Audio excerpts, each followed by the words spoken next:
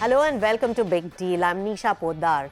Now, while the equity markets are soaring and private equity firms are enthused about India investments, let's gauge one important indicator which defines the investor sentiment: the fundraising activity. Last year, the homegrown private equity firms have seen a substantial uptick in the amount of funds raised over the previous year, while the venture capital firms saw a drop.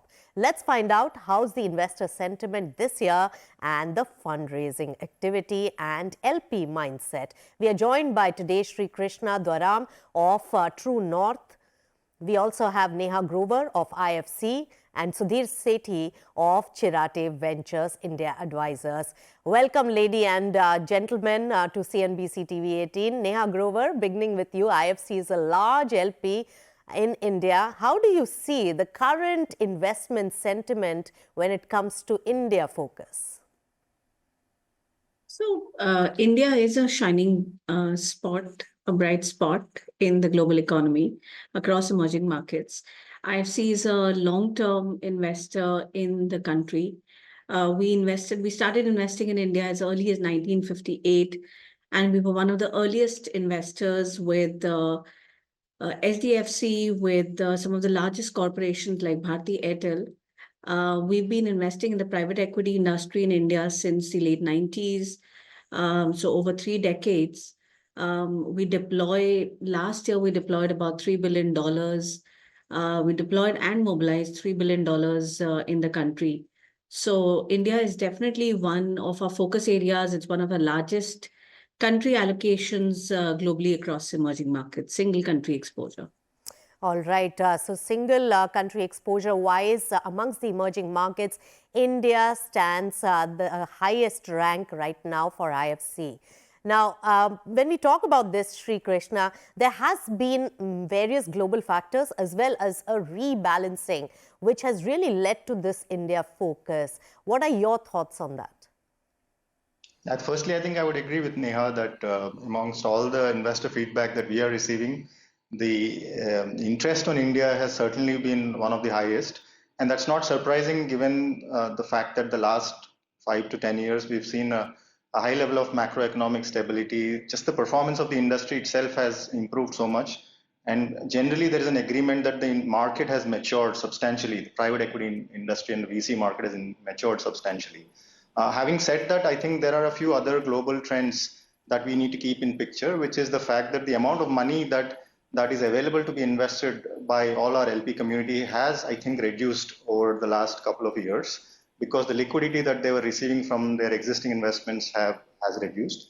And the second is there isn't generally a flight to safety amongst the investors. They are trying to find safer locations, which meant that the money that is getting concentrated in one US or emerging developed markets, and two maybe getting concentrated among larger players as opposed to being more distributed. Having said that, this is a very long-term investment game, so people come with a 10-year point of view, and my general view on India as an investment destination is, I think, the strongest ever compared to the last many years. And that's well deserved because the industry has also performed well.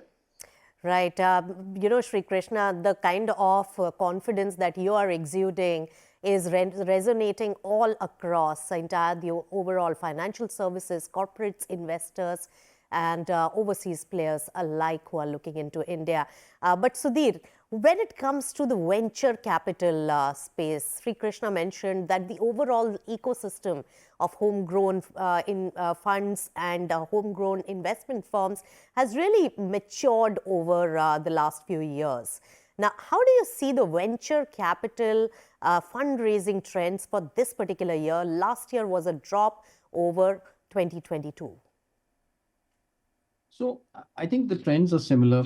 Interest in India high, a lot of people wanting to learn, but let me break it up into 3 categories.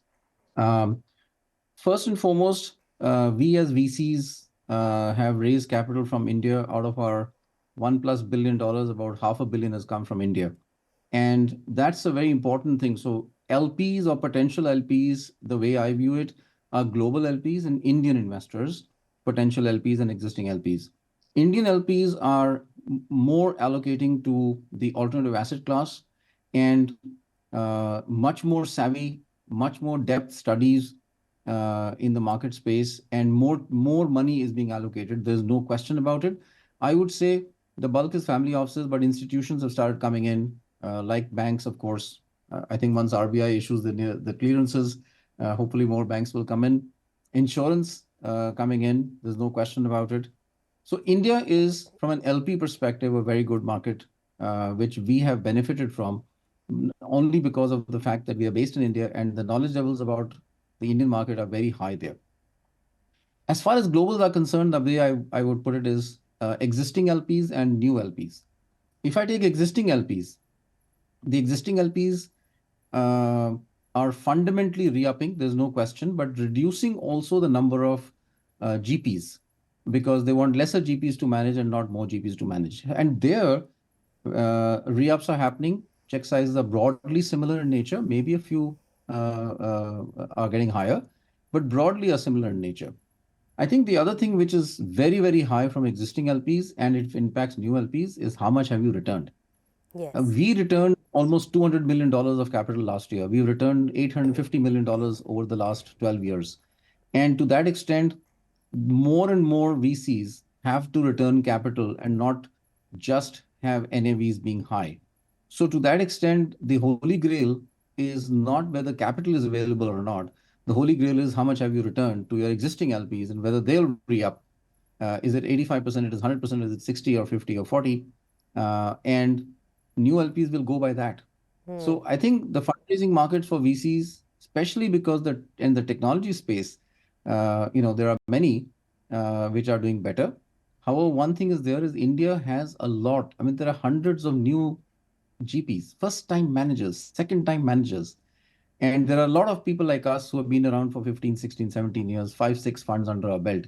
So it's a very diverse market for LPs to pick up in this growth pattern, which has happened in the last 5 years. So I would say overall, very good. There's no question about it. But VCs have to deliver exits. That's right. The proof of investing is in the exits as well as the returns. Neha Grover, what do you have to say about the India deployment and the factors which have led to that? Of course, India-specific factors are there. China plus one factor is there. But many global events have also given India an advantageous position. Yeah, I think the biggest factors are the structural factors in India, right? If you look at private equity across the globe, across emerging markets, growth equity or growth investing is only possible where there is high growth, where there's consistent growth over a decade or so. And that's what we've seen in India because of the structural factors like the demographic dividend, the policies, supportive policies, industries. We've got all the building blocks in place. I think what Sudhir also alluded to, the other important piece is that 20 years ago, if you look at the industry, there were not too many experienced fund managers. Today, there are a lot of experienced teams, there are a lot of experienced fund managers who've been investing in India, who've seen cycles, and therefore, as LPs, they give us a lot of confidence that they can manage investments and exits through cycles. The third factor is the actual performance, which is exits. If you look at the last 5 years alone, the Indian private equity and VC industry has exited about $100 billion and invested about $250 billion. That's a pretty high number for exits, which, if you compare the same number 20 years ago, 15 years ago, or even a decade ago, the exit numbers were very, very small. And therefore, that gives the confidence to LPs like us that it is just not, we're not investing on a promise or a vision or a story. There are returns being delivered and there is money being returned to LPs. So I think it's a combination of all of these factors. Right. Many points and many takeaways from there, Neha Grover, and many things really working in favor of India. But Srikrishna, when you set out to speak to LPs. What is their big concern coming out, and what is their sentiment about India? What are the basic tenets of investing and looking at India according to you? Yeah, I think there is, I definitely sense that there is a lot of optimism. I mean, I will put it as, let's say, three sets of investors. One who have actually a long experience of investing in India, like people like Neha, but many others who have had a long experience of investing in India. And we have to accept the fact that not all of that experience has been satisfactory, definitely on a relative basis compared to various other geographies that they've invested in. That's one. Second, there are others who are just who have had experience, not had good experience, went away. And the third are completely new investors who we have actually encountered now for the first time. They are good names, but they never invested in India till now. In all three categories, I think there is a high level of optimism, but the actions that they are taking are a little different. I think the third category are very, very enthusiastic, and many of them have taken a decision that they will definitely want to have a certain kind of an exposure. Now, what kind of an exposure may be different. So some people are trying to invest directly in companies as opposed to coming through funds. That's also been new experience that we are seeing. And then there are people who are investing in funds like us or many other options that they have. That's one. Second, as I mentioned, right, there are actually a lot of people who are playing India by increasing their exposure to funds, which are far more diversified in terms of their geographic exposure, but they're rebalancing their portfolios by having higher investments in India, large global funds or pan-Asian funds, etc., which are significantly increasing their exposure to India. So that's the other thing. I think that for people who have a lot of experience of already having invested in India, the key question in my mind, which is the question that you asked, what is the risk, is this going to sustain? Because in the past there has been a lot of promise of very high quality delivery, but that delivery hasn't happened. We genuinely believe, obviously we have a bias, but I think we genuinely believe that this is not the same as 10 years ago. And the reason for that is for all the things that we have said, Neha said, I have said that this is a mature market. This is no longer the same as investing in companies and expecting that everything will be okay. I think this is genuinely driven by value creation. And one additional factor I just want to leave. This is an argument that I make to most of the LPs that I encounter, and many of them have significant exposure to the US market, and that is their safe haven, normally speaking. And the argument that I make is that what has driven the returns in US, and US has been a consistent 20-year plus performer for this industry, for LPs, is not the same in terms of the context right now. I mean, the last 20 years, the returns have been largely delivered because of the availability of cheap leverage, whereas we have delivered just by value creation in terms of revenue growth, margin expansion, etc., with absolutely limited or no presence of leverage. Right. So I think this is more sustainable, is what I argue. Obviously. All right. So emphatic pitch point there, Srikrishna, from your end. But I would just add that it's a combination of many factors. I hear a lot of private equity, global private equity firms increasing their India allocation.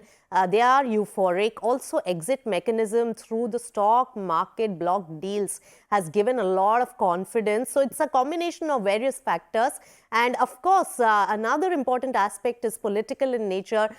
They foresee a sustainability or a continuity in the political scenario and more stability. And that's also something that is spurring their confidence. We'll talk more about now where is this money really going to go to, and what are the theme sectors that are really picking up on the other side. Stay tuned to Big Deal.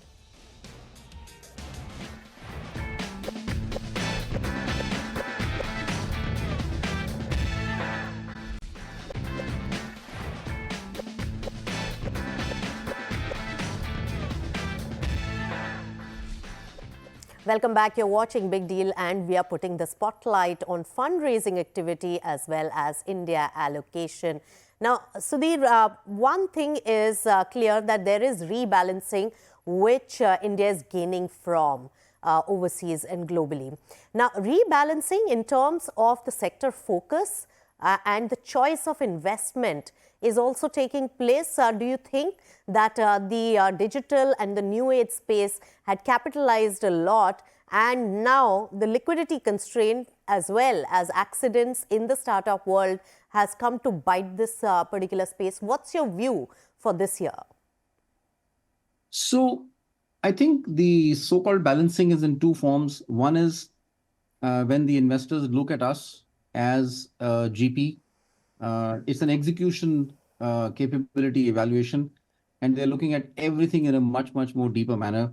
Valuation risks, should they drop off, whether co-investment opportunities are available, governance, very big, as you rightly mentioned, both at the fund level as well as the portfolio level, and how are you able to return, churn in the team, and so on and so forth. So I think there are KPIs now VCs have to make, and which is very, very clearly proving to the investor that we can take care of their capital and give adequate returns. That's on the LP side. On the sector side, I think, and I'm talking about VCs because a bulk of the VC investments go into technology. Yes. It's a every tech issue. The 4 or 5 sectors which will continue to get the bulk of the capital. This includes consumer, SaaS, fintech, healthcare, and B2B. Adding to that is other sectors like agri-tech.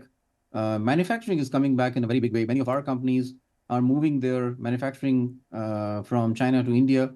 In our portfolio in consumer, we have 7 manufacturing units, 80 odd subcontracting units right now. So, by the last most, so every sector which is high tech and more tech, more differentiated on a global basis, which is going to be potentially yielding returns, is something which is going to be very important. India, by the way, is delivering more and more deep tech companies, which, let's say 6-7 years back, I used to compare the best in India. Now one is comparing are they best in the world and unique and differentiated in the world. So I think the moat has got better, higher. The execution skills of building and backing entrepreneurs to a bigger level is far being looked at with a deeper lens by LPs, whether they're Indian LPs or global LPs. All right. But as you rightly mentioned, that some of the return parameters have to prove themselves for more money to really come in. Neha Grover, you play the role of an LP also in India, co-invest as well as make direct investments. What is going to be your focus for India for this year and also in terms of themes? Sure. So on the direct investing side, when we look at IFC priorities, we're a development financial institution. We invest in, we have strategic priorities that we've identified for the country, which include things like inclusion, financial inclusion, healthcare inclusion, access to basic products and services. We've got the real sector, which is manufacturing, agri, which are big sort of themes for us. And the third big theme for us will be infrastructure. So physical infrastructure, digital infrastructure, that again is a big strategic priority for us. The fourth one is investing in funds and in direct technology companies. That's sort of, these are the 4 sort of founding pillars of our strategy and what we prioritize on.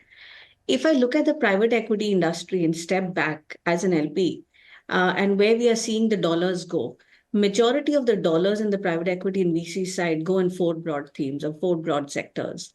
Historically, it's been financial services, healthcare, pharma, consumer, and tech, more the traditional tech. Yes.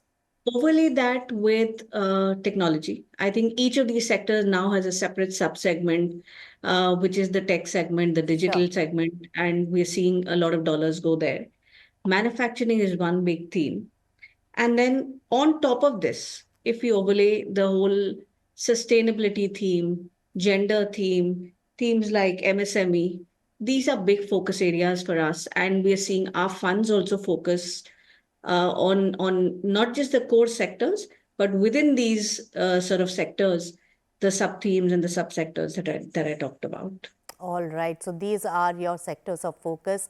And surprisingly, of course, for you, infrastructure is core.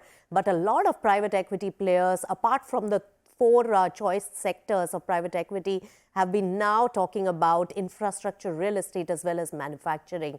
Srikrishna, final word and a very quick one, your sector theme and one sector which you are most keen on in terms of opportunity. I think I'm not going to say anything different from what Neha just summarized. The four sectors that she mentioned are the ones that we've been focusing on for the last 10 plus years. In those, I won't pick favorites. We believe that each of those sectors have very strong opportunity for the next 5-10 years, and it is our responsibility to compete effectively in that against a lot of high quality players. And as we have probably done in the last 25 years, continue to do what we are good at doing, being a collaborative partner to high quality companies and bring something more than just capital to them to be able to be a relevant investor. All right. The positivity and optimism about India investments that is being exuded by this particular panel is quite infectious, I must say. And thank you so much for all your insights on the LP view as well as fundraising activity and India allocations. All three of you, Sudhir, Neha, as well as Srikrishna, thank you so much for joining us right here on CNBC TV18. So the verdict is clear that a lot of money is really flowing into India. Allocations have been higher by global investors. Indian homegrown private equity as well as venture capital community stands to gain from it. And a lot of capital, growth capital, is making its way to the Indian companies for this year and in the near future. With that, it's a wrap on this edition of Big Deal. Thanks so much for tuning in.